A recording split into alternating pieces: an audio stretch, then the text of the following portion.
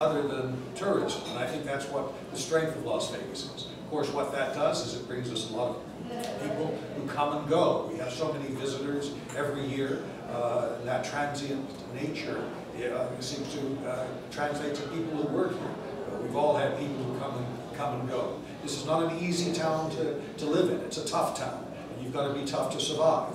And not everybody is, and unfortunately, we have the residue of that we have to deal with. It's a major issue, and I think the city can do something about that. And that's my interest in the city, is trying to be involved in the issues that affect everybody.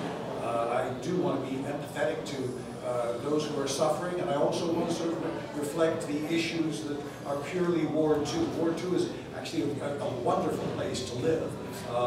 It's been, for me, as I say, 25 years in the ward in 3 different houses.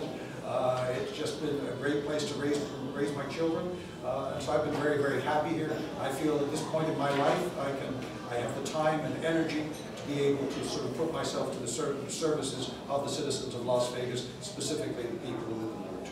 Thank you. Okay, that's 5 candidates for the City of Las Vegas Ward 2 special election, which is about 3 months away.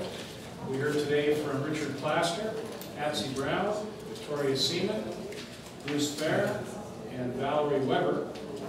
Our panelists, Danny Vella, George Chehade, Burke Hall, Nathan Atkins, and Tom Bush. Thank you all for coming down. We'd also like to thank the sponsors for our event, without whom this would not be possible.